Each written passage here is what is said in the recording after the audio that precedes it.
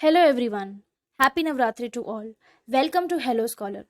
Hello Scholar में आप सभी का स्वागत है। हेलो स्कॉलर आपको प्रोवाइड करता है daily current affair session plus important topics पर videos on the YouTube platform. अगर आप हमारे चैनल पे न्यू है तो प्लीज़ हमें सब्सक्राइब करें। हेलो स्कॉलर आपको प्रोवाइड करता है टेस्ट सीरीज, बुक्स, पीडीएफ्स, आपके एग्जाम से related content on our website www.helloscholar.in। आप हमारी वेबसाइट पर जाकर ये सारा मटेरियल अवेल कर सकते हैं। अगर आपको कोई भी क्वेरी होती है, कोई भी डाउट होता है तो ये हमारा कॉन्टैक्ट नंबर है, आप हमें इस पे कॉन्टैक्ट करें।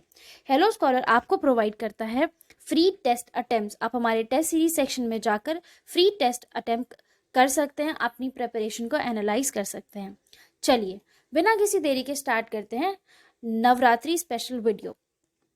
नवरात्रि अगर हम इसको ब्रेक करें तो हम क्या होता है, इसका मतलब 9 रात है ना, 9 रातें। नव मतलब 9, रात्रि मतलब नाइट्स, 9 रातें। कब अलग अलग नाम से जानते हैं हम इसको, नवरातों के नाम से जानते हैं, नवरात्रि के नाम से जानते हैं, दुर्गा पूजा के नाम से जानते हैं। इन सारे नामों से हम इस फेस्टिवल को जानते हैं। ये हिंदू कैलेंडर के हिसाब से बहुत इंपॉर्टेंट फेस्टिवल होता है जो कि सितंबर से अक्टूबर के बीच में हर साल पड़ता है।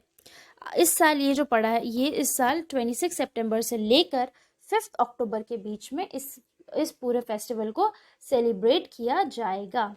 अब हम देखते हैं कि नवरात्रि क्यों सेलिब्रेट करते हैं। नवरात्रि का जो बेसिक आइडिया, बेसिक रीजन है, it is the celebration of good over evil, the win of good over evil. बुराई पर अच्छाई की जीत। ठीक है बच्चों, इसको हम दशहरा के नाम से भी जानते हैं। जब ये फेस्टिवल एंड हो जाते हैं तो 10th डे को हम दशहरा के नाम से सेलिब्रेट करते हैं।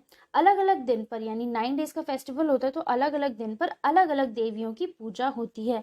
बहुत सारे लोग अलग अलग कलर्स भी पहनते हैं। बहुत अच्छे से फेस्टिवल जो है वो सेलिब्रेट किया जाता है। इस फेस्टिवल में बेसिकली क्या हुआ था कि जो माँ दुर्गा है उसने एक डीमोन बोले तो राक्षस, ठीक है, उस राक्षस को मारा था। अब जानते पूरी पूरी स्टोरी क्या है। तो चलिए, एक राक्षस हुआ करता था जिसका नाम था महिषासुर। महिषासुर ने ब्रह्मा जी की बहुत पूजा करी और आराधना करी और उनको बहुत प्रसन्न किया। इतना प्रसन्न किया जब कि ब्रह्मा जी जो है वो उसको वरदान देने पर मजबूर हो गए। ब्रह्मा जी ने पूछा कि बताओ महिषासुर तुम्हें क्या चाहिए। तो महिषासुर ने बोला कि ब्रह्मा जी मुझे चाहिए वरदान कि मैं कभी मरूं नहीं, ठीक है, मैं कभी मरूं नहीं। तो अब ब्रह्मा जी ने बोला कि ऐसा तो वरदान किसी को नहीं मिल सकता कि तुम कभी मरो नहीं। हाँ, मैं तुम्हें एक कीमत पे, मतलब मैं तुम्हें एक शर्त पे वरदान जो है वो दूंगा कि तुम्हें कभी ना कोई आदमी नहीं मार पाएगा। तुम मरोगे एक औरत के हाथों, ठीक है, उससे पहले तुम कभी नहीं मर सकते। तो महिषासुर ने बोला ठीक है, कोई बात नहीं, मुझे मंजूर है। ऐसी कौन सी औरत है भाई जो मुझे मार सकती है? ऐसे ऐसे इतनी पावरफुल कोई भी औरत नहीं है।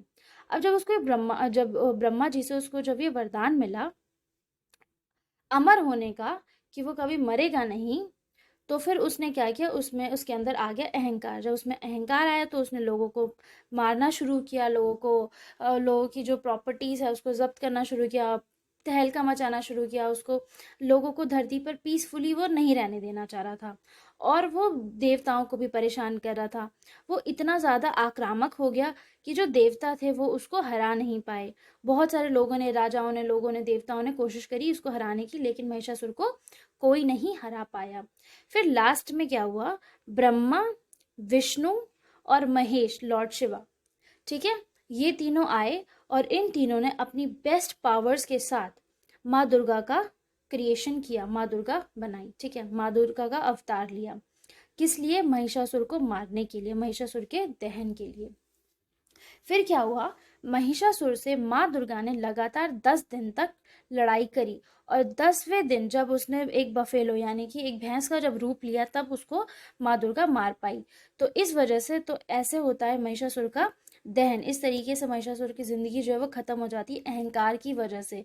अदरवाइज उसको वरदान था, अमर होने का वरदान था, but because he was very egoistic, उसको बहुत ज़्यादा ओवर कॉन्फिडेंस आ गया था, इसलिए उसने सोचा दुनिया में कौन सी ऐसी ताकत है जो मुझे मार सकती है, मैं तो पूरी दुनिया का तीनों लोगों का राजा बन गया भाई, अब तो मैं ही मैं हूँ और तो कोई है ही नहीं। चलिए अब हम देखते हैं कि इसको सेलिब्रेट कैसे किया जाता है प्रेजेंट टाइम्स में।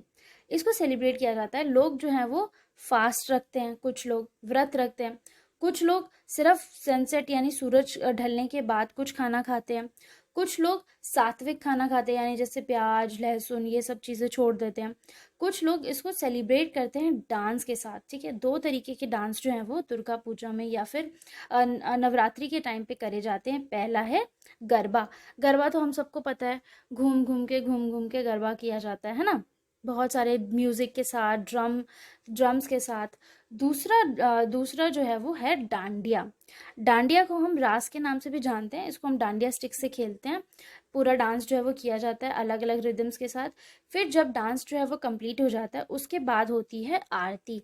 आरती में स्पेशल प्रेयर्स यानी कि माँ दुर्गा से रिलेटेड जितनी भी हिम्स हैं, प्रेयर्स हैं, वो गाई जाती हैं।